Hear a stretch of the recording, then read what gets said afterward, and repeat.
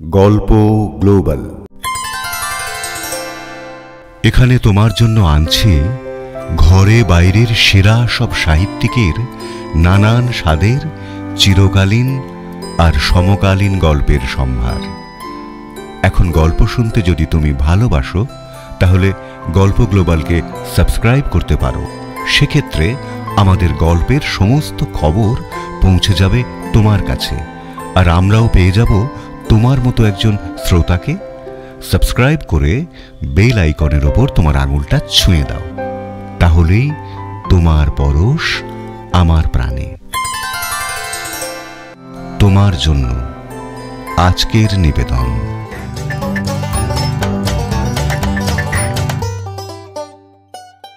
দারোগার দপ্তর থেকে গোয়েন্দা প্রিয়নাথের গল্প। বাঙালির প্রথম জনপ্রিয় গোয়েন্দার নাম প্রিয়নাথ মুখোপাধ্যায়। সত্যজিৎ রায় কিংবা শরদিন্দু বন্দ্যোপাধ্যায়ের মতো কোনো সাহিত্যিকের কলমে তার জন্ম নয়। প্রিয়নাথ বাস্তবিকই ছিলেন গোয়েন্দা, তবে ফেলুদা ব্যোমকেশদের মতো প্রাইভেট ইনভেস্টিগেটর নন, সরকারি গোয়েন্দা। আজ থেকে প্রায় ১১.৫ বছর আগে তৎকালীন কলকাতা পুলিশের গোয়েন্দা বিভাগে ৩৩ বছর চাকরি করার সুবাদে যে সমস্ত বিস্ময়কর রহস্যের উদ্ঘাটন করেছিলেন তাই তিনি লিপিবদ্ধ করেছেন অসামান্য ভঙ্গিতে। সে অর্থে রায়বাহাদুর প্রিয়নাথ মুখোপাধ্যায় ছিলেন প্রথম বাংলা গোয়েন্দা সাহিত্যের স্রষ্টা।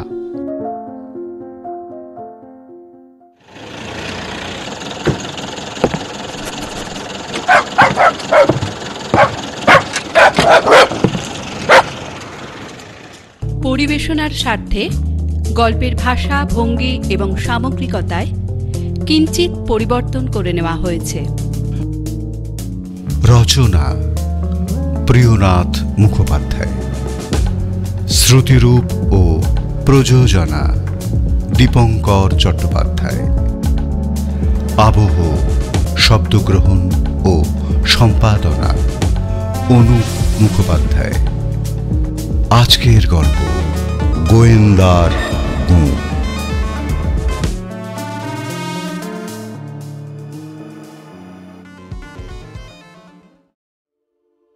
অনেক কসরত করে, অনেক খেলিয়ে জল থেকে মাছটাকে ডাঙায় তোলার পর সে মাছ যদি পিছলে আবার জলেই গিয়ে পড়ে, তাহলে মৎস্য শিকারীর মনের যে অবস্থা হয় তা কেবল একমাত্র আর একজন মৎস্য শিকারী বুঝবেন। এই মামলার ক্ষেত্রে আমার দশাও খানিকটা সেই রকমই হয়েছিল। সে কাহিনী আজ আপনাদের শোনাব। মামলাটি একটি চুরির মামলা। তালতলার এক সম্ভ্রান্ত মুসলমান বাড়িতে প্রায় 20,000 টাকা মূল্যের স্বর্ণমুদ্রা এবং গয়নাগাঁটি সমেত একটি বাক্স চুরি হয়েছিল। ঘটনাটির তদন্তকারী পুলিশ কর্মীদের সাহায্য করবার জন্য বড় সাহেব আমাকে নির্দেশ দিলেন। যে রাতে চুরি হয় তার পরদিন সন্ধ্যায় আমি ঘটনাস্থলে গিয়ে পৌঁছলাম। বাড়িটা গলির মধ্যে হলেও বেশ বড় বাড়ি। রাস্তা থেকে উত্তর মুখে বড় দরজা দিয়ে সেই বাড়ির ভেতর ঢুকতে হয়। ঢুকেই দরজার সঙ্গে লাগোয়া দুপাশে দুটো দোতলা ঘর, ঘর না বলে দুটো বাড়িও বলা চলে। এরপর অনেকখানি বিস্তৃত প্রাঙ্গণ, লতা গুল্ম ফল ফুলের গাছ দিয়ে বাগানের মতো সাজানো। এই প্রাঙ্গণ পার করেই দাঁড়িয়ে আছে প্রকাণ্ড একটা পাকা বাড়ি। এই বাড়িতেই গৃহস্বামী বাস করেন। দরজার মুখেই যে দুটো দোতলা ঘরের কথা বললাম তার একটির নিচের তলায় দারোয়ান এবং চাকর বাকরেরা থাকে, অন্যটির নিচতলায় থাকে 4 জন পালোয়ান। গৃহস্বামী শুধু অর্থ উপার্জন করেই সন্তুষ্ট নন, জ্ঞান এবং শারীরিক শক্তি লাভের প্রতিও তার সমান যত্ন। পালোয়ানরা সকলেই হিন্দু শিখ। এদের ভরণ পোষণ এবং বেতন বাবদ গৃহস্বামী মাসে মাসে বিস্তর খরচ করে থাকেন। 24 ঘন্টার মধ্যে এদের প্রায় কোনো কাজই করতে হয় না। খেয়ে বসে শুয়ে 22 ঘন্টা বিশ্রাম করাই এদের প্রধান কাজ। আর বাকি 2 ঘন্টার মধ্যে সকালে 1 ঘন্টা আর সন্ধ্যায় 1 ঘন্টা করে এরা গৃহস্বামীকে মুগুর ভাজা আর কুস্তি শেখায়। সারা দিনের মধ্যে এটাই এদের একমাত্র কাজ, এছাড়া আর কোনো কাজ এদের করতে হয় না। এই তো গেল বাড়ির অবস্থা। এবার দেখা যাক চুরির ব্যাপারটা কি ধরনের।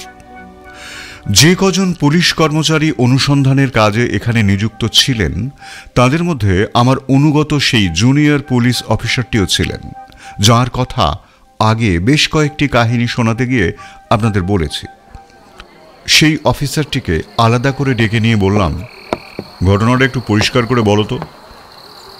অদ্ভুত ঘটনা স্যার, এবারই গৃহকর্তার কোনো জিনিস চুরি হয়নি। চুরিটা হয়েছে তার বন্ধুর ঘর থেকে। বন্ধু কি এ বাড়িতেই থাকেন? আপাতত কিছুদিনের জন্য আছেন। পশ্চিম দেশীয় জমিদার, বিশেষ কিছু কাজ নিয়ে কলকাতায় এসেছেন। অন্য কোথাও না থেকে এই বন্ধুর বাড়িতেই উঠেছেন। এই দরজার দুপাশে যে ঘর দুটো রয়েছে, সে দুটোর ওপরের তলাতেই জমিদারবাবু এবং তার চাকর বাকর আর অনুচরদের থাকার ব্যবস্থা হয়েছে। বেশ, বুঝলাম। তারপর? এই জমিদারবাবুর একটা বিচিত্র শখ হলো প্রাচীন মুদ্রা জমানো। যেখানেই পুরনো টাকা বা মোহর পেতেন, সেগুলো সংগ্রহ করে জমিয়ে রাখতেন। এটা তিনি বহুদিন ধরেই করে আসছেন। কেবল এদেশীয় মুদ্রাই নয়, নানান দেশের মুদ্রাই তিনি সংগ্রহ করেছিলেন। এবং আর একটা অদ্ভুত ব্যাপার হচ্ছে, তার এই কালেকশন তার কাছে এতটাই প্রিয় এবং মূল্যবান ছিল যে তিনি এগুলোকে কখনোই নিজের কাছছাড়া করতেন না। যেখানেই যেতেন সঙ্গে করে নিয়ে যেতেন। কলকাতাতে আসবার সময়ও তিনি এগুলোকে সঙ্গে করে নিয়েই এসেছিলেন। যে ঘরে তিনি এখন রয়েছেন, সেই ঘরেই একটা বড় টিনের বাক্সের ভেতর একটা ছোট ক্যাশ বাক্সের মধ্যে মুদ্রাগুলো রাখা ছিল। চাবি নিজের কাছেই রাখতেন? না, বড় টিনের বাক্সটার চাবি থাকতো একজন পরিচারকের কাছে, তবে ছোট ক্যাশ বাক্সের চাবি সবসময় নিজের কাছেই রাখতেন। ক্যাশ বাক্সে শুধু তার সংগ্রহ করা মুদ্রাগুলোই থাকে? এখানে আসার পর তিনি কলকাতা থেকে কিছু গয়নাকাটি কিনেছিলেন, সেগুলো ওই ক্যাশ বাক্সের মধ্যেই রাখা ছিল। এই বাক্সের খবর কারা কারা জানতো? সবাই জানতো, শুধু তার চাকর বাকর অনুচরেরাই নয়, এবাড়ির প্রত্যেকেও জানতো। এই বাক্সটাই চুরি হয়েছে? হ্যাঁ স্যার, জমিদারবাবু যে ঘরে রয়েছেন, সে ঘরে যেতে হলে একটা ঘোরানো সিঁড়ি বেয়ে ওপরে উঠতে হবে। সিঁড়িটা ভেতর দিক দিয়ে, সিঁড়ির মুখেই একটা সরু দরজা। সেই দরজা বন্ধ করে দিলে আর কেউ ওপরে উঠতে পারবে না। বেশ, কিন্তু যে রাত্রে চুরি হয়, সে রাত্রে দরজা ভেতর থেকে বন্ধ করাই ছিল এবং সকালে উঠে দরজা বন্ধ অবস্থাতেই দেখা যায়। তাহলে চোর ঢুকলো কোথা দিয়ে? জানলা দিয়ে। এই যে ঘোরানো সিঁড়িটার কথা বলছি, এটা এক জায়গায় একটা জানলার কাছ দিয়ে উঠেছে। জানলাটা রাস্তার দিকে নয়, বাড়ির ভেতরের দিকে, মানে বাগানের দিকে। সকালে জমিদারবাবু ঘুম থেকে উঠে দেখতে পেলেন বড় টিনের বাক্সটার ডালা খোলা। তাড়াতাড়ি কাছে গিয়ে পরীক্ষা করে দেখলেন ভেতরে ক্যাশ বাক্সটা নেই। বাগানের দিকে জানলা ভাঙতে হলে তো প্রথমে বাইরের দরজা দিয়ে তাকে ভেতরে ঢুকতে হবে। ওই সে চোর যদি বাইরে থেকে এসে থাকে তো যাই হোক, বাইরের দরজা কি বন্ধই ছিল বলছে? এইখানেই একটা গন্ডগোল স্যার। বাড়ির সদর দরজা কে বন্ধ করেছিল, কখন বন্ধ করেছিল, সকালে দরজা আবার কেই বা খুলেছিল, কখন খুলেছিল, এসব প্রশ্নের ঠিকঠাক উত্তর দারোয়ানেরা দিতে পারেনি। এক একজন এক একবার এক এক রকম কথা বলছে। সুতরাং ব্যাপারটা খুবই অস্পষ্ট হয়ে আছে। হ্যাঁ, চলো তাহলে জানলাটাই একবার দেখা যাক। গিয়ে দেখলাম জানলাটা খুব একটা ছোট নয়। প্রকৃতপক্ষে জানলাটা ভাঙাও হয়নি। তার চারপাশ থেকে কতগুলো ইট খুলে নিয়ে জানলাটাকে একেবারে বার করে এনে পাশে নামিয়ে রাখা হয়েছে। এরপর ফাঁকা জায়গাটা দিয়ে লোক নেমেছে ঘরে। ওপরে উঠে ঘরে ঢুকে দেখলাম টিনের বড় বাক্সটার ডালা ভাঙা। চাবি লাগানোর হুকটা কিছু একটা ঢুকিয়ে চার দিয়ে উপড়ে ফেলা হয়েছে। এরপর আমি জমিদার বাবুর সাথে কথা বললাম। তার সঙ্গের লোক লস্করদের মধ্যে কারো দ্বারা এ কাজ সম্ভব কিনা জিজ্ঞাসা করায় তিনি বললেন, না না, তেমন কোনো সম্ভাবনা নেই। আমার সঙ্গে যারা আছে তারা বহুদিনের বিশ্বস্ত, দীর্ঘদিন ধরেই আমার কাছে আছে। বিভিন্ন জায়গাতেই এরা আমার সঙ্গে ঘোরে। এর চাইতে আরও অনেক বেশি টাকা পয়সা নিয়েও আমি অনেক জায়গাতেই এদের সঙ্গে নিয়ে গেছি। আমার কোথায় কি থাকে সবই এদের জানা। চাইলে আগেই এরা এমন ধরনের অপরাধ করতে পারত, কিন্তু করেনি। আজ হঠাৎ মতিচ্ছন্ন হতে যাবে কেন? তাহলে এ বিষয়ে আপনার নিজের কিছু মনে হয় কি? শুনি তো কলকাতা শহরে নাকি চোর জোচ্চোর জালিয়াতের অভাব নেই। চুরি অপহরণ নিত্যদিনের ঘটনা। আমার তো মনে হয় এ কোনো বাইরের লোকেরই কাজ। একই প্রশ্ন এ বাড়ির গৃহকর্তাকে জিজ্ঞাসা করায় তিনি বললেন, দেখুন, আমার বাড়িতে দারোয়ান, মালি, ফাইফরমাস খাটার লোক, বাজার সরকার, খানসামা, রান্নার লোক সব মিলিয়ে কাজের লোকের সংখ্যা তো অনেক। এদের অধিকাংশই বহুদিন ধরে কাজ করছে। কখনোই কোনো অবিশ্বাসের কাজ তো কাউকে করতে দেখিনি। এরা কেউ এরম ধরনের কাজ করবে বলে তো আমার মনে হয় না। এই পালোয়ানরা কতদিন ধরে আছে? তা অনেক দিনই হয়ে গেল। এদের আচরণে আমি কখনোই কোনো খুঁত পাইনি। তাছাড়া জাতিতে এরা শিখ, বীরত্বই এদের ব্যবসা। এরা এমন নিকৃষ্ট কাজ করবে বলে তো আমার মনে হয় না। চুরির ধরন এবং গৃহস্বামী ও তার বন্ধু জমিদার বাবুর মনোভাব বুঝে নিয়ে তদন্তকারী পুলিশ কর্মচারীদের সঙ্গে পরামর্শ করতে বসলাম। আমি বললাম, দেখুন, এই জমিদার বাবু এবং গৃহস্বামীকে অসন্তুষ্ট না করেই চাকর বাকরদের বিষয়ে একটু খোঁজ খবর নিতে হবে। আমার কথা শুনে একজন অফিসার বললেন, আপনার কি মনে হয় চুরিটা বাড়ির কেউ করেছে? কারণ সদর দরজাটা বন্ধ ছিল কিনা সে ব্যাপারে আমরা নিশ্চিত নই। সেক্ষেত্রে তো... আমার উত্তর দেওয়ার আগেই জুনিয়র অফিসারটি বললেন, সদর দরজা যদি খোলাও থেকে থাকে এবং সেখান দিয়ে যদি বাইরে থেকে কোনো লোক ভেতরে ঢুকেও থাকে, তাহলেও ক্যাশ বাক্সের খবর সে জানবে কিভাবে? বাইরে থেকে লোক ঢুকে থাকলেও ভেতরের কারুর সহযোগিতা ছাড়া এই কাজ তো তার পক্ষে সম্ভব হবে না। ঠিক তাই। তাছাড়া আরও একটা বিষয় ভাবার আছে। যেখানে দাঁড়িয়ে জানলাটা ভাঙতে হয়েছে সেখানে রাত্রিবেলা বাইরের কোনো লোক দাঁড়িয়ে জানলা ভাঙার চেষ্টা করার সাহস পাবে তো? আমার কিন্তু তা মনে হয় না, কারণ কাছেই রয়েছে পালোয়ান এবং দারোয়ানদের ঘর। কাজটা একজন লোকের পক্ষেও কি সম্ভব হবে স্যার? হওয়া কঠিন। যাই হোক, বাড়ির কাজের লোকেদের একটু বাজিয়ে দেখা দরকার। এরপর তদন্তকারী কর্মীরা সবাই মিলে নানান কৌশল নিয়ে আলোচনা করতে লাগলেন। আমি একটা টর্চ নিয়ে বাড়ি সংলগ্ন সুসজ্জিত বাগানখানা এ প্রান্ত থেকে ও প্রান্ত ঘুরে ঘুরে দেখতে লাগলাম। ঘুরতে ঘুরতে এক জায়গায় একটা লতা গুল্মের ঝোপের ওপর আমার দৃষ্টি আটকে গেল। জায়গাটা ভালো করে দেখব বলে এগিয়ে গেলাম। একটা লাঠি দিয়ে ডালপালাগুলো সরিয়ে সরিয়ে ভেতরটা দেখতে লাগলাম এবং তখনই চোখে পড়ল কালো মতো কিছু একটা আটকে রয়েছে। সেটাকে টেনে বার করে আনতেই দেখলাম একটা ছোট কাঠের বাক্স। ডালাটা ভাঙা। বুঝতে পারলাম এটাই সেই ক্যাশ বাক্স। কিন্তু বাক্সের ভেতর অথবা ঝোপের মধ্যে কোথাও মোহর কিংবা টাকা পয়সার কোনো চিহ্ন পাওয়া গেল না। ক্যাশ বাক্স ভাঙা অবস্থায় বাগানের ভেতর পাওয়া গেছে এই খবর পাওয়া মাত্রই গৃহস্বামী এবং জমিদার বাবু তাঁদের পারিষদবর্গ সহ ভাঙা বাক্স দেখতে সেখানে এসে হাজির হলেন। দারোয়ান, পালোয়ান এবং সেই সময় বাড়িতে উপস্থিত অন্যান্য পরিচারক ও লোকজনেরা সকলেই এসে ভিড় জমাল এবং প্রত্যেকেই ভাঙা বাক্স বাগানের ভেতরেই পড়ে আছে দেখে যার পর নাই বিস্মিত হয়ে গেল। গৃহস্বামী বললেন, অবস্থা যা দাঁড়াচ্ছে তাতে তো বাড়ির ভেতরের কারুর কাজ বলেই সন্দেহ হয়, কিন্তু কাজের লোকেদের মধ্যে এমন অবিশ্বাসী কেউ আছে বলে তো আমার মনে হয় না। ইনি যাই বলুন না কেন, ক্যাশ বাক্স পাওয়ার পর আমাদের সকলেরই ধারণা হলো যে এ চুরি বাড়ির ভেতরের কোনো লোকই করেছে। সমস্যা হলো গৃহস্বামী এবং জমিদার মশাইয়ের পরিচারক বর্গের সংখ্যা এত বেশি যে তারা সকলেই বাড়িতে আছে কিনা সেটাই বুঝে ওঠা দুষ্কর হয়ে পড়ল। এই পরিস্থিতিতে জুনিয়র অফিসারটি পরিকল্পনা করলেন যে জমিদার বাবু এবং গৃহস্বামী দুজনেরই পরিচারক বর্গের একটি লিস্ট প্রথমে তৈরি করা হবে। তারপর সেই লিস্ট মিলিয়ে প্রত্যেকের খোঁজ নেওয়া হবে। পরিকল্পনা মতো লিস্টও তৈরি হয়ে গেল। আমি জুনিয়র অফিসারটিকে বললাম, গৃহস্বামীর লোকজনদের খোঁজটা আগে নাও, জমিদার বাবুর লোকজনদের পক্ষে কাজটা করার সম্ভাবনা কম।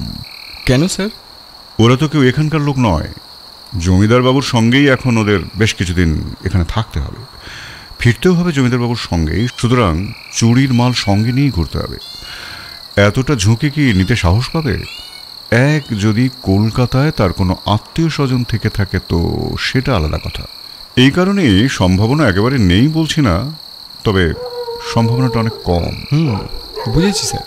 তাহলে এ বাড়ির চাকর বাকরদের দিয়েই আগে শুরু করা যাক। তালিকা মিলিয়ে এক এক করে খোঁজ নিতে গিয়ে দেখা গেল হেয়াত বক্স নামের একজনকে পাওয়া যাচ্ছে না। সে গৃহস্বামীর খান সামাদের মধ্যে একজন। খবর নিয়ে দেখা গেল হেয়াত বক্সের বাড়ি গাজীপুর জেলার একটা গ্রামে। আগে কলকাতার মেদিবাগানে তার একটা বাসা ছিল। কয়েক বছর আগে সে বাসা ছেড়ে দিয়ে মনিবের বাড়িতেই থাকছে। গত দুদিনের মধ্যে কেউই তাকে এ বাড়িতে কাজ করতে দেখেনি। কোথাও গেছে কিনা তাও কেউ বলতে পারল না। জুনিয়র অফিসারটি আমায় জিজ্ঞাসা করলেন, স্যার এবার কি কর্তব্য?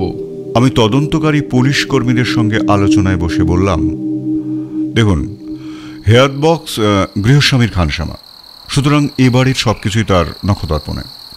জমিদারবাবুর ঘরেও তার যাতায়াতের কোনো বাধা থাকার কথা নয়। সুতরাং সুযোগের দিক থেকে তার কোনো খামতি ছিল না। এখন প্রশ্ন হচ্ছে, হেয়াত বক্সই যদি চুরিটা করে থাকে তাহলে সে চুরির একদিন আগেই নিরুদ্দেশ হয়ে যাবে কেন? আর রাত্রিবেলা সে বন্ধ দরজা দিয়ে ঢুকলই বা কিভাবে? স্যার সদর দরজা বন্ধ ছিল কি ছিল না সে বিষয়ে এখনো পর্যন্ত তো নিশ্চিত হওয়া যায়নি। তাছাড়া এমনও তো হতে পারে যে দরজা যদি বন্ধও থেকে থাকে তাহলে সে হয়তো বন্ধ হওয়ার ঠিক আগে আগেই ভেতরে ঢুকে পড়েছিল। রাতের বেলায় অত লোকের মধ্যে কেউ তাকে খেয়াল করেনি। আমাদের মধ্যে যখন এইসব আলোচনা হচ্ছিল তখন তদন্তের কাজেই একজন পুলিশ কর্মী বাইরে খোঁজ করতে বেরিয়েছিলেন। তিনি ফিরে এসে জানালেন, এই কাছেই জুম্মান থাকে। সিঁদেলচর জুম্মান? হ্যাঁ, তার কথাই বলছি। দুদিন হলো সে কোথাও একটা গেছে, কিন্তু কোথায় গেছে তা তার বাসার লোক কিংবা আশেপাশের লোকজন কিছুই বলতে পারল না। এ তো আপনি নতুন ভাবনা ঢুকিয়ে দিলেন। বাড়ির ভেতরে হেয়াত বক্সকে দুদিন ধরে কেউ দেখেনি। ওদিকে বাড়ির বাইরে সিঁধেলচর জুম্মনও দুদিন হলো কোথায় গেছে কেউ জানে না। আচ্ছা, এই জুম্মনের দেশ কোথায় জেনেছেন? নদিয়া জেলার এক গণ্ডগ্রামে। একজনের দেশ গাজীপুরে, একজনের দেশ নদিয়ায়। এখন দুজনে জোট বেঁধে যদি কাজটা করে থাকে তাহলে বড় একটা দাও মারার পর যে যার দেশে চলে যেতে পারে, অথবা দুজনেই একসঙ্গে নদিয়া কিংবা গাজীপুরে গিয়ে গা ঢাকা দিতে পারে। যেটাই করুক না কেন, এদের খোঁজ পেতে হলে আমাদের দু জায়গাতেই যেতে হবে। সেক্ষেত্রে আমাদের মধ্যে যে কোনো দুজন দু জায়গায় গেলে কাজটা তাড়াতাড়ি সারা যাবে। হ্যাঁ স্যার, সেটাই ঠিক হবে। তবে এখনই গাজীপুর এবং নদিয়ায় দুজন লোক গিয়ে খোঁজ খবর নেওয়া শুরু করার আগে আমি বড় সাহেবের সাথে একবার কথা বলে নিতে চাই। আমার এই সিদ্ধান্তের সঙ্গে সকলেই একমত পোষণ করলেন। পরদিন বড় সাহেবের সাথে দেখা করে সব ঘটনা বিস্তারিত জানালাম। সব শুনে তিনি আমার মতেই সায় দিয়ে বললেন, শোনো মুখার্জি, এ পর্যন্ত তদন্ত যেভাবে এগিয়েছে তাতে করে আমার মনে হয় হেয়াত বক্স আর জুম্মান এদের দুজনকেই অনুসন্ধানের প্রয়োজন। সময় নষ্ট না করে দুজন দু জায়গাতে চলে যাও। তুমি নিজে এক জায়গায় যাও, আর এক জায়গায় যোগ্য আর একজনকে পাঠিয়ে দাও। বড় সাহেবের নির্দেশ পেয়ে আমি সেই মতো ব্যবস্থা করে ফেললাম। আমি গেলাম জুম্মনের সন্ধানে নদিয়ায়। একজন পশ্চিম দেশীয় মুসলমান অফিসারকে পাঠালাম হেয়াত বক্সের খোঁজে গাজীপুরে। আর কলকাতায় অনুসন্ধান চালানোর দায়িত্ব দিয়ে গেলাম সেই জুনিয়র অফিসারটির ওপর। জুম্মনের বাড়ি নদিয়া জেলার পাইকপাড়া নামের একটি গ্রামে। কলকাতা থেকে বেরিয়ে ইস্টার্ন বেঙ্গল রেলওয়ে লাইনের ট্রেন ধরে কৃষ্ণগঞ্জ স্টেশনে গিয়ে নামলাম।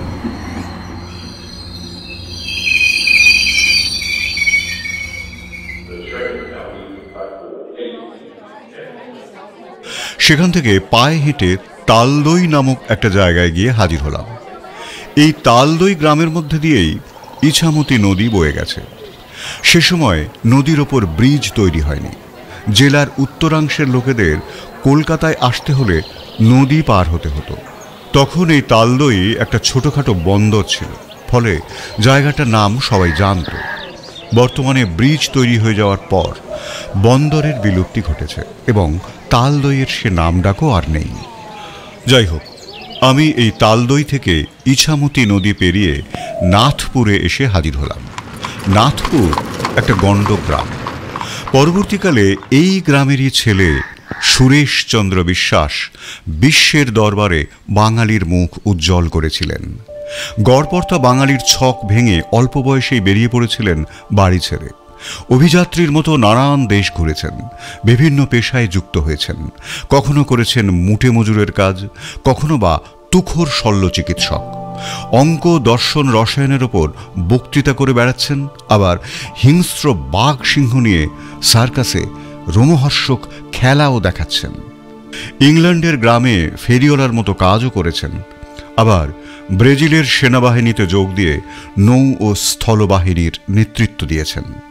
এক কথায় এই নির্ভীক মানুষটির জীবন কাহিনী যে কোনো রোমাঞ্চকর উপন্যাসের কাল্পনিক চরিত্রকেও ম্লান করে দিতে পারে।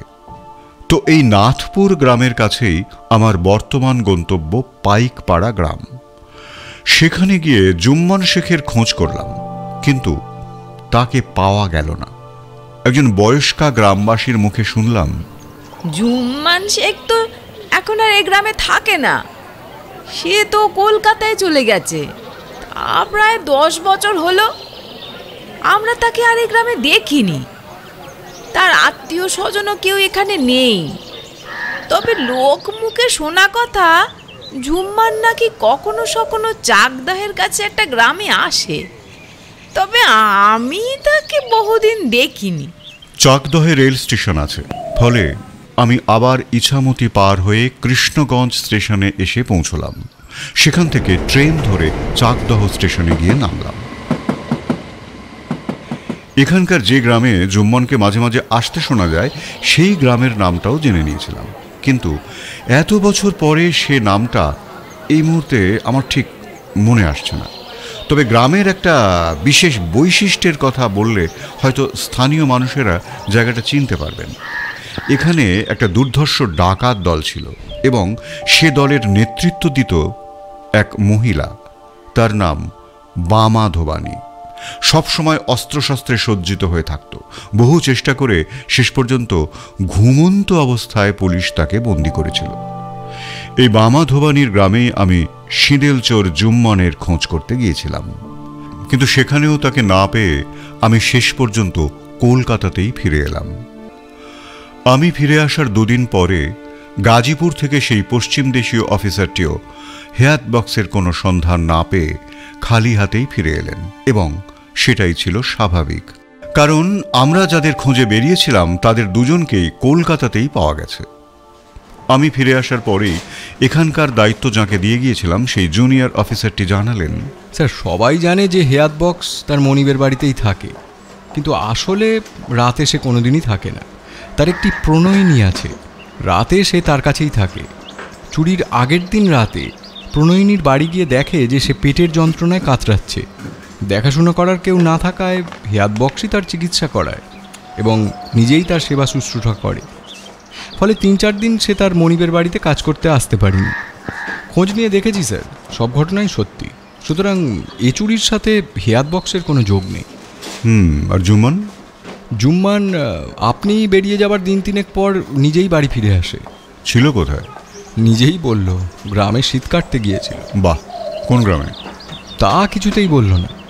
তবে স্যার, ওর ঘর তল্লাশ করে কিছুই পাওয়া যায়নি, এবং ওর সঙ্গে কথা বলেও কিন্তু আমাদের কারোরই মনে হলো না যে এই চুরির ব্যাপারে ওর কোনো হাত আছে। বেশ, তার মানে সূত্র যেটুকু পাওয়া গিয়েছিল সেটুকুও ছিঁড়ে গেল। বাড়ির ভেতরেরই কারুর কাজ স্যার, চাকর বাকরদের মধ্যেই হয়তো কেউ। সুযোগ কিন্তু স্যার সবারই আছে। হেয়াত বক্সকে বাদ দিয়ে তাহলে বাকিদের আরেকটু ভালো করে জেরা করতে হবে। আরও 2-3 দিন সেই বাড়িতে বসে বসেই জমিদারবাবু এবং গৃহস্বামীর কাজের লোকদের মধ্যে অনুসন্ধান আর জিজ্ঞাসাবাদ চালালাম, কিন্তু চোরের কোনো সন্ধান করে উঠতে পারলাম না। এক জায়গায় বসে বসে এবার কোন পথে এগোবো সেটাই ভাবছি, এমন সময় পালোয়ানদের মধ্যে একজন এসে আমার গা ঘেঁষে দাঁড়ালো। আমি তার মুখের দিকে তাকালাম, কিন্তু সে কিছুই বলল না। মুখে কোনো ভাবান্তরও লক্ষ্য করলাম না, যেন এমনিই এসে দাঁড়িয়েছে। হঠাৎই আমার মাথায় একটা অতি তুচ্ছ ব্যাপার খেলে গেল, এবং সেই তুচ্ছ সূত্র ধরেই আবার নতুন করে এগোবার কথা ভাবলাম। যেখানে বসেছিলাম সেখান থেকে উঠে আমার সহকর্মী সেই জুনিয়র অফিসারটিকে সঙ্গে নিয়ে এই বাড়ি থেকে বেরিয়ে বাইরে একটা ফাঁকা জায়গায় এসে বসলাম। বললাম, একটা ব্যাপার খেয়াল করেছ? কোনটা স্যার? জমিদারবাবু কিংবা গৃহকর্তার চাকর বাকরদের মধ্যে যখনই যাকে ডাকা হচ্ছে সে তখনই এসে হাজির হচ্ছে, আমাদের প্রশ্নের উত্তর দিচ্ছে, আমরা যেতে বললে চলে যাচ্ছে। কিন্তু না ডাকলে পারতপক্ষে কেউ আমাদের কাছে ঘেঁষছে না, বরং দেখলেই দূরে সরে যায়। অথচ পালোয়ানদের ব্যাপারটা লক্ষ্য করেছ? ঠিক তার উল্টো। এটা ভাবিনি তো স্যার। সেই প্রথম দিন থেকেই এরা কেউ না কেউ সব সময়ের জন্য আমাদের সঙ্গে সঙ্গে ঘুরছে, আমাদের কথাবার্তা সব মন দিয়ে শুনছে। শুধু তাই নয়, আমাদের যখন যা প্রয়োজন হচ্ছে একবার আজ্ঞাবহ দাসের মতো সব জুগিয়ে দিচ্ছে, তামাকও সেজে দিচ্ছে। প্রশ্ন হচ্ছে, আমাদের মন জোগাতে ওরা এত উদ্গ্রীব কেন? হয়তো এমনি, হয়তো কোনো কারণ ছাড়াই। তবু সন্দেহটা যখন একবার ঢুকেছে, তাছাড়া আরেকটা জিনিসও ভাবার বিষয়, জানলাটা যেভাবে দেওয়াল থেকে নামিয়ে আনা হয়েছে তা কিন্তু বেশ বলশালী লোক ছাড়া সম্ভব নয়, এবং একার পক্ষেও নয়। আমার মনে হয় স্যার, কর্তামশাই যাই বলুন না কেন, পালোয়ানদের ঘরখানা একবার ভালো করে সার্চ করা দরকার। ঘর সার্চ করে লাভ হবে না। বাড়িতে পুলিশের লোক ঘুরঘুর করছে, এই অবস্থায় চোরাই মাল ঘরে রাখবে না, অন্যভাবে এগোতে হবে। আচ্ছা, ওদের 4 জনের মধ্যে একজন সকালে বেরিয়েছে, এখনো পর্যন্ত ফেরেনি। সম্ভবত মনিবের কাছে কোথাও গেছে। হ্যাঁ স্যার, ওর নাম লায়না সিং। বেশ, এই ব্যাপারটাকেই কাজে লাগাতে হবে। আচ্ছা, ওদের মধ্যে একটু বোকাশোকা বলে কাকে মনে হয় বলো তো তোমার? বুধা সিং স্যার। হ্যাঁ, আমারও তাই মনে হয়। এক কাজ করো, ওকে কোনো একটা কাজের ওছিলায় বাইরে নিয়ে চলো। পরিকল্পনা মাফিক পালোয়ান বুধা সিংকে নিয়ে আমরা দুজন বাড়ি থেকে বেরিয়ে বেশ খানিকটা দূরে গিয়ে একটা জনমানবহীন নির্জন জায়গায় বসলাম। ব্যাপার স্যাপার দেখে পালোয়ানের প্রাণে ভয় ঢুকলো কিনা জানি না, তবে সে যে বেশ বিস্মিত হয়ে পড়েছে তা বুঝতে পারলাম। অবাক হয়ে বলল, আপনারা আমাকে এখানে ডেকে আনলেন কেন? কেন ডেকে আনলাম বুঝতে পারছো না? না মশাই, আমি তো কিছুই বুঝে উঠতে পারছি না। তাহলে আমি এখনই তোমাকে সব বুঝিয়ে দিচ্ছি, কিন্তু তার আগে বলো, তুমি কি সব কথা স্বীকার করে নিজের প্রাণ বাঁচাতে চাও, নাকি মিথ্যে কথা বলে তোমার সঙ্গীদের সঙ্গে কারাগারেই যেতে চাও? আপনার কথা তো আমি কিছুই বুঝতে পারছি না। আপনি মনে করছেন এ চুরি আমরাই করেছি? শুধু মনেই করছি না, প্রমাণও পেয়েছি। আসল ঘটনা আমরা সব জানতে পেরেছি। এতদিন জানতে পারিনি বলেই তোমাদের সেভাবে জিজ্ঞাসাবাদ করিনি। তাছাড়া তোমাদের মধ্যে একজন আমাদের কাছে সব কথা বলেও দিয়েছে। আমাদের মধ্যে একজন সব কথা বলে দিয়েছে? কে বলে দিয়েছে? তার নাম বলুন। তোমাদের 4 জনের মধ্যে একজন সকাল থেকে বাড়িতে নেই, তার নাম লায়না সিং। তাকে আজ দেখেছো? না, লায়না সিংকে আজ দেখিনি বটে। সে কোথায় গেছে জানো? না মশাই, তা আমি জানি না। লায়না সিং এখন থানায় আছে। কিভাবে তোমরা চুরিটা করেছো তার সমস্ত কথা সে আমাদের বলে দিয়েছে। লায়না সিং সব কথা বলে দিয়েছে? কি বলছেন মশাই? সে কার কার নাম বলেছে? সে কি বলেছে, কার নাম করেছে, সব কথা তোমাকে কেন বলতে যাব? শুধু এটুকু বলতে পারি যে তোমার নামও বাদ দেয়নি। আমার নামও বলেছে? এখনো সময় আছে। যদি সত্যি কথা বলো তো তোমাকে বাঁচাবার চেষ্টা করতে পারি, না হলে তুমি মরলে। আমি সত্যি বলছি না মিথ্যা বলছি আপনারা কি করে বুঝবেন? ও আমরা সব বুঝতে পারি। তাছাড়া সত্যি ঘটনা কি সে তো আমরা আগেই জেনে গেছি। এখন তোমার মুখ থেকে একবার শুনতে চাই। লায়না সিং কি সত্যিই আমার নাম বলে দিয়েছে? আমি কি তোমার সঙ্গে মিথ্যে কথা বলছি? তুমি যা করেছো তার সবই আমাদের বলে দিয়েছে। পরে এসে আর বলো না যে আমাকে বাঁচান। সব যখন জানতেই পেরেছেন তখন আমিও আর মিথ্যে কথা বলবো না। কপালে যা থাকে থাকুক, বলুন কি জানতে চান? বুঝলাম, বুধা সিং আমাদের পাতা ফাঁদে পা দিয়েছে। এখন ও সব সত্যি কথাই বলবে। জিজ্ঞাসা করলাম, তুমি এখানে কতদিন ধরে কাজ করছো? প্রায় 2 বছর। তোমার মনিবের বন্ধু এই জমিদার মশাই যেদিন এলেন সেদিন তুমি কোথায় ছিলে? বাড়িতেই ছিলাম। আমরা বাড়ি থেকে খুব একটা অন্য কোথাও যাই না। জমিদার বাবু তাঁর ক্যাশ বাক্স কোথায় রাখতেন এটা তোমরা জানতে? বাড়ির সকলেই জানতো। বাক্সের ভেতর কি ছিল জানতে? ঠিক কি ছিল জানতাম না, তবে মূল্যবান জিনিসপত্র ছিল এটা জানতাম। তোমরা 4 জন ছাড়া বাইরের কেউ এর সঙ্গে যুক্ত ছিল? না, বাইরের কেউ ছিল না। বাড়ির ভেতরের চাকর বাকরদের মধ্যে কেউ? না, শুধু আমরা 4 জনই ছিলাম। জানলা ভেঙেছিল কে? আমরা 4 জনেই হাত লাগিয়েছিলাম। একটা শাবল দিয়ে প্রথমে চারিদিকের ইঁটগুলো খুলে নেওয়া হয়েছিল। শাবল কোথায় পেলে? মালির যন্ত্রপাতি বাগানের যেখানে থাকে সেখান থেকে নিয়েছিলাম। কাজ মিটে গেলে আবার সেখানে রেখে আসা হয়েছিল। ঘরের ভেতরে ঢুকেছিল কে? একজনকে সঙ্গে নিয়ে লায়না সিং ঢুকেছিল, আর আমরা 2 জন বাইরে পাহারা দিচ্ছিলাম। তারপর ক্যাশ বাক্স নিয়ে ওরা বেরিয়ে এলো? হ্যাঁ। জমিদারবাবু কিছু টের পেলেন না? না, উনি সারাদিন প্রচুর ঘোরাঘুরি করতেন। রাতে শোবার আগে কিঞ্চিত মদ্যপান করার অভ্যাস ছিল, ফলে ঘুমোলে তার আর হুঁশ থাকতো না। তারপর বাক্সটা নিয়ে তোমরা কি করলে? বাক্স নিয়ে আমাদের ঘরে চলে এলাম। তারপর বাক্স ভেঙে ভেতরে যা ছিল সব বার করে নিয়ে ভাঙা বাক্সটা ফুল গাছের ছোপের ভেতর ফেলে দিয়ে এলাম। বাক্সের ভেতরে কি কি ছিল? হার, আংটি, অনেকগুলো মোহর আর অনেক টাকা। সেগুলো কি করলে? আমরা নিজেদের মধ্যে ভাগ করে নিতে চেয়েছিলাম, কিন্তু লায়না সিং বলল যে জমিদার বাবু যখন সকালে উঠে জানতে পারবেন তখন একটা হুজ্জুতি হবে, পুলিশ আসবে। ভাগের মাল আমাদের সবার কাছে থাকলে কারোর না কারোর কাছ থেকে বেরিয়ে পড়তে পারে। মাল ঘরে রাখা ঠিক হবে না, কটা দিনের জন্য বাইরে কোথাও লুকিয়ে রাখা উচিত। পরে হুজ্জতি মিটে গেলে বার করে আনা হবে। আমরা সকলেই তার প্রস্তাবে রাজি হয়ে গেলাম। এরপর লায়না সিং সমস্ত জিনিস একটা কাপড়ে পুটলি বেঁধে নিয়ে বাড়ি থেকে বেরিয়ে গেল। ঘন্টা 2 পরে ফিরে এসে বলল, এমন জায়গায় রেখে এসেছি যে আমি না বললে কারো সাধ্য নেই সেগুলো খুঁজে বার করার। তারপর সেগুলো বার করে আনলো কে? এখনো পর্যন্ত বার করে আনা হয়নি। আপনাদের হুজ্জুতি তো এখনো মেটেইনি। বটে, মালগুলো কোথায় আছে? তা আমি জানি না। এটা বোধহয় লায়না সিং শুধু নিজেই জানে, আর কারোকে বলেনি, বা আমরাও জানতে চাইনি। ওর উপর আমাদের কোনো অবিশ্বাসও নেই। তুমি এতক্ষণ যা যা বললে সব সত্যি কথাই বললে তো? একটাও মিথ্যে কথা বলিনি। তোমার সব কথা লিখে নেওয়া হয়েছে। তোমার আর কিছু বলার আছে? একটাই কথা বলার আছে। আপনি আমাকে যা যা জিজ্ঞেস করেছেন আমি সব কথারই উত্তর দিয়েছি। এখন আপনি আমাকে বাঁচাবেন তো? সে কথা তো আমি আগেই বলেছি। এক কথা বারবার বলার কি আছে? বুধা সিংয়ের এই স্বীকারোক্তির কথা শুনে তদন্তকারী পুলিশ কর্মীদের মনে একটা আশা জাগল। প্রত্যেকেই বুঝতে পারলেন যে অপহৃত দ্রব্যের পুনরুদ্ধার আর মাত্র সামান্য সময়ের ব্যাপার। সেদিনই বুধা সিং সহ 4 জন পালোয়ানকেই গ্রেপ্তার করে জিজ্ঞাসাবাদ শুরু হলো। প্রথমে লায়না সিং সহ 3 জন পালোয়ানই সব কথা অস্বীকার করল এবং বলল যে বুধা সিং মিথ্যে কথা বলেছে।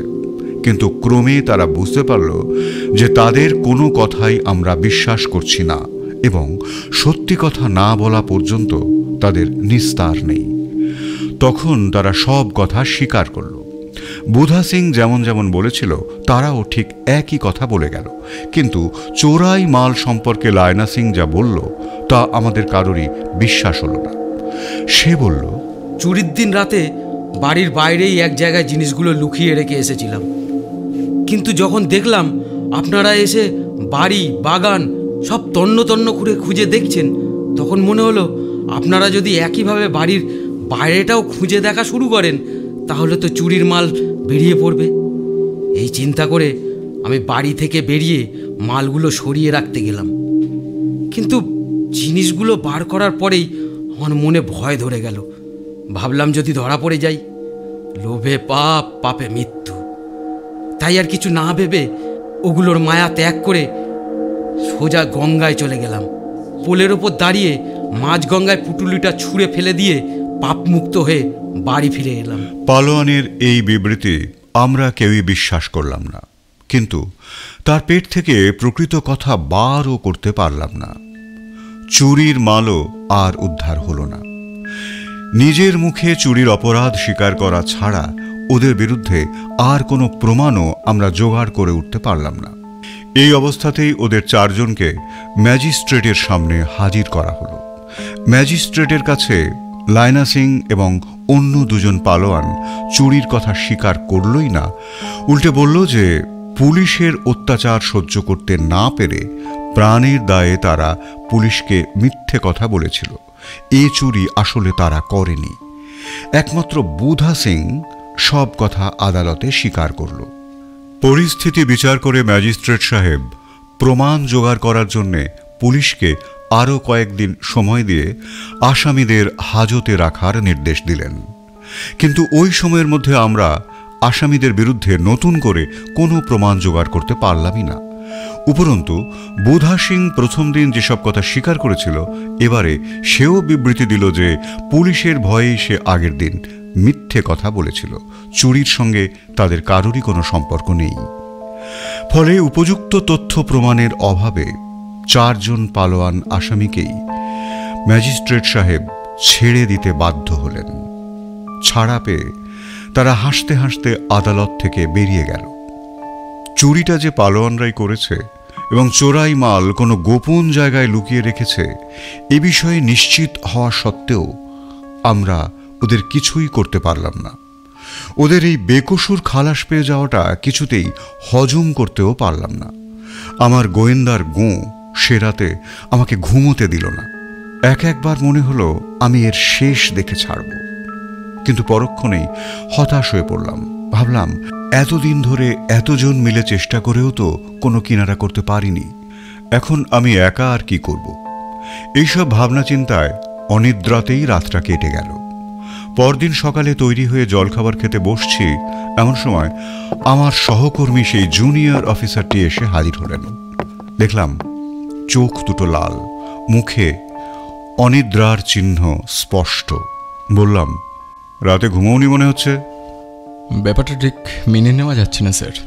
বুঝলাম অল্প বয়সী তরুণ অফিসার বেচারি প্রচুর খেটেছে। হাতের মুঠো থেকে শিকার ফসকে যাওয়াটা মেনে নেওয়া সত্যিই কঠিন। বলল, ওদের ছাড়া যাবে না স্যার। আমারই মতো ওর এই গোয়েন্দার গোঁটা আমার বেশ ভালো লাগলো। বললাম, নিশ্চিন্ত থাকো, খুব শিগগিরই পালোয়ানদের বামাল পাকড়াও করব। নতুন কোনো পরিকল্পনা করছেন নাকি স্যার? আমার মনে হয় ওরা খুব তাড়াতাড়ি কলকাতা ছাড়বে। এখানে বসে চোরাই মাল ভাগাভাগি করার ঝুঁকি আর নেবে না। একবার বেঁচে গেছে, এবার পালাবার মন্ত্র মারবে। সেক্ষেত্রে গোপন জায়গা থেকে চোরাই মাল বার করে আনতে হবে। ঠিক, কদিন একটু পরিশ্রম করতে হবে। বলুন স্যার, কি করতে হবে? শোনো, আমি নিজে গোপনে ওদের ওপর নজর রাখব। স্থানীয় পাহারাদারকে বলা থাকবে, সময় মতো সেই তোমাকে খবর দেবে। কোথায় আসতে হবে বা কি করতে হবে খবর পেয়ে যাবে। ঠিক আছে স্যার। এরপর কয়েকটা দিন নাওয়া খাওয়া ঘুম বিশ্রাম ভুলে 24 ঘন্টা ছদ্মবেশে পালোয়ানদের গতিবিধির ওপর নজর রাখতে শুরু করলাম। ওদের মধ্যে কেউ বাড়ি থেকে বেরোলেই আঠার মতো তার সঙ্গে সেঁটে রইলাম। এইভাবে 5টা দিন কেটে যাওয়ার পর 6ষ্ঠ দিনে আমার পরিশ্রমের ফল মিলল। আগের দিনই 2 জন পালোয়ানকে দেখেছি মণিহারির দোকান থেকে একটা মাঝারি মাপের টিনের বাক্স আর কিছু টুকিটাকি জিনিস কিনে ঘরে ফিরল। আর 6ষ্ঠ দিন সকাল থেকেই খেয়াল করলাম পালোয়ানদের মধ্যে সেই ঢিলে ঢালা ব্যাপারটা যেন আর নেই। সবাই যেন একটু ব্যস্ত, তৎপর। সারাদিন বাড়ি থেকে কেউ বেরোয়নি। গেটের বাইরে থেকে পালোয়ানদের ঘরের সামনের খানিকটা অংশ দেখা যায়। সেখানেই মাঝে মাঝে তাদের ব্যস্ত সমস্ত চলাফেরা চোখে পড়ছিল। মনে একটা সন্দেহ দানা বাঁধল। সম্ভবত আজই ওরা কলকাতা ছেড়ে দেশে ফিরবে। সুতরাং আজই একটা হেস্তনেস্ত কিছু ঘটার সম্ভাবনা। অনুমানের উপর নির্ভর করেই রাস্তা থেকে একজন পাহারাওয়ালাকে হেড অফিসে পাঠিয়ে দিলাম। সহকারী জুনিয়র অফিসারটির নামে একটা চিরকুট লিখে দিলাম, সাদা পোশাকে হাওড়ায় চলে এসো, টিকিট কাউন্টারের আশেপাশে থাকবে। বিকেল পর্যন্ত ওরা কেউই বাড়ি থেকে বেরোলো না। সন্ধ্যের পর লায়না সিংকে বেরোতে দেখলাম, হাতে একটা ছোট কালো রঙের ব্যাগ, আর কিছু সঙ্গে নেই। ও বেরোতেই আমি ওর পিছু নিলাম। দেখলাম ও হাইকোর্ট চত্বরে এসে এক জায়গায় দাঁড়িয়ে পড়ল। একজন পাহারাদার ছাড়া রাস্তায় কোনো লোকজন নেই। লায়না সিং চারদিকটা ভালো করে দেখে নিয়ে হাইকোর্টের উল্টো দিকে যে ওয়াটার রিজার্ভারটা রয়েছে ধীরে ধীরে সেই দিকে এগোতে লাগলো। একটু দূরত্ব রেখে গোপনে আমিও এগোলাম। এরপর একটা অদ্ভুত কাণ্ড করল। রিজার্ভারটার ভেতরে নেমে পড়ল, আর প্রায় সঙ্গে সঙ্গেই উঠে এলো হাতে একটা পুঁটুলি নিয়ে। পুঁটুলিটা কালো ব্যাগের মধ্যে ঢুকিয়ে নিল। বুঝতে পারলাম জমিদার বাবুর চুরি যাওয়া গয়নাগাঁটি আর মোহরগুলো গোপন জায়গা থেকে বার করে আনা হলো। এখনই গিয়ে ওকে ধরতে পারি, কিন্তু তা করলাম না। মনের ইচ্ছে চারজনকে একসঙ্গে পাকড়াও করব। লায়না সিং লম্বা লম্বা পা ফেলে হাঁটতে লাগলো। আমিও নিঃশব্দে ছায়ার মতো অনুসরণ করে এগিয়ে গেলাম। এখন সন্ধে 7:30 বাজে। এক জায়গায় 2-3টে ঘোড়ার গাড়ি দাঁড়িয়েছিল। লায়না সিং সেখানে দাঁড়িয়ে পড়ল। আমিও খানিক দূরে দাঁড়িয়ে গেলাম। লায়না সিং একটা গাড়িতে উঠে পড়ল। আমিও এগিয়ে গেলাম। লায়না সিং এর গাড়ি ছেড়ে দিল। আমি দ্রুত হেঁটে গিয়ে আর একটা গাড়িতে উঠে পড়ে গাড়োয়ানকে বললাম, আগের গাড়িটায় ওই পাকড়ি মাথায় লোকটা হাওড়া স্টেশনে গেলেন তো? আগে হ্যাঁ। চলো আমিও হাওড়া স্টেশনে যাব। গাড়োয়ান গাড়ি ছেড়ে দিল। আপনার লোক? খানিকটা এগোতেই সামনে লায়না সিং এর গাড়িটা দেখতে পেলাম। গাড়োয়ান বলল, ওই যে আপনার লোক সামনের গাড়িটা দিয়ে যাচ্ছে। ঠিক আছে, তুমি ওই গাড়ির পেছন পেছনই চলো। স্টেশন চত্বরের কাছাকাছি এসে আমি একটু আগে নেমে পড়লাম। লায়না সিং এর গাড়ি আরও খানিকটা এগিয়ে গিয়ে দাঁড়ালো। ভাড়া মিটিয়ে দিয়ে লায়না সিং স্টেশনের ভেতর ঢুকে গিয়ে টিকিট কাউন্টারের সামনে দাঁড়িয়ে এদিক ওদিক দেখতে লাগলো। আমিও চারপাশে চোখ ঘোরালাম। সহকর্মী জুনিয়র অফিসারটির সাথে আমার চোখাচোখি হলো। টিকিট কাউন্টারের দিকে তীক্ষ্ণ নজর রেখে একটু দূরেই তিনি দাঁড়িয়েছিলেন। এবার দেখলাম শুধু ইনিই নন, টিকিট কাউন্টারের দিকে নজর ছিল আরও 3টি লোকের।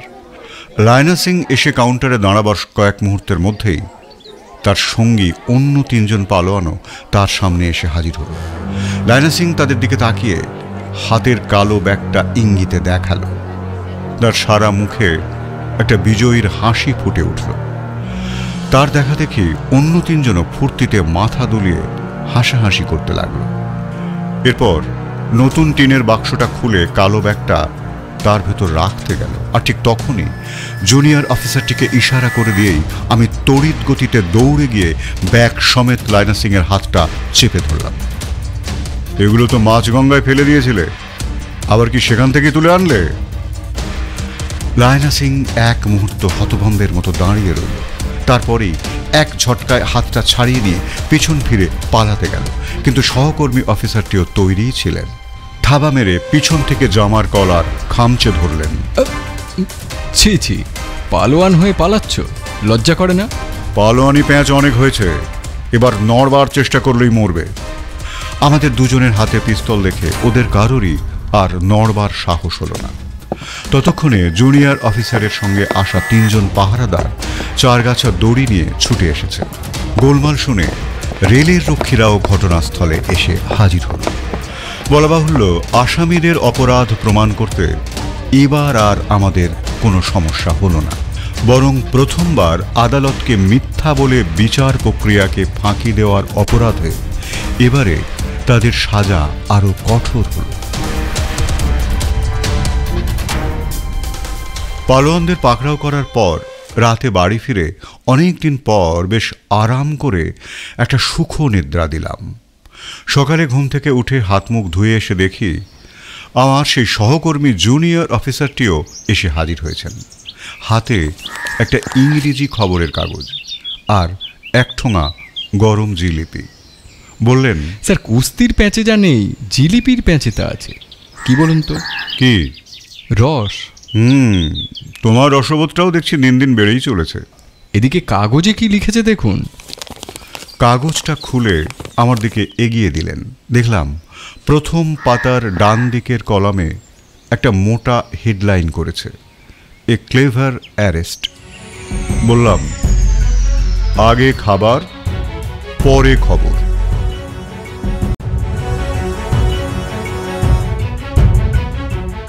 এতক্ষণ তোমাকে শোনাচ্ছিলাম দারোগার দপ্তর থেকে গোয়েন্দা প্রিয়নাথের গল্প গোয়েন্দার গুঁ। বিভিন্ন চরিত্রের সংলাপগুলো যারা বলল, জুনিয়র অফিসার জমিদারবাবু এবং গাড়োয়ান অনুপ, গৃহস্বামী সঞ্জিত, বুধা সিং ভোগলু, পুলিশ কর্মী দীপক, গ্রামবাসী সঙ্গীতা এবং প্রিয়নাথের সংলাপগুলো বললাম আমি দীপঙ্কর। তোমার সঙ্গে আবার দেখা হবে নতুন গল্প নিয়ে। আজ এই পর্যন্ত। ও হ্যাঁ, শুনতে ভালো লেগে থাকলে লাইক দিও, শেয়ার করো, আর মতামত জানালে তো আমি খুবই খুশি হব। টাটা।